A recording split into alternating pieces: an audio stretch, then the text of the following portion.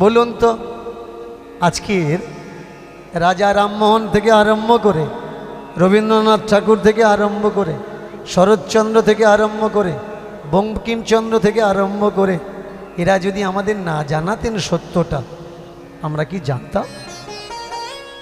আমরা জানতাম এই যে জাতি, ব্রাহ্মণ, ক্ষত্রিয়, বৈশ্য, শূদ্র, এই জাতি বলে পৃথিবীতে কিছু নেই,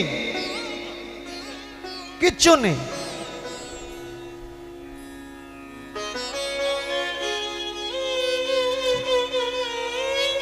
এটা শুধু কিছু ধান্দাবাজদের ধান্দার জন্য বানানো।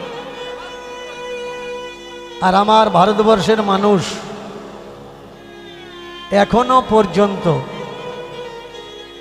সেই জাতিবাদের ফাঁদে পড়ে পিষে যাচ্ছে, জাতিবাদের জাঁতা করে।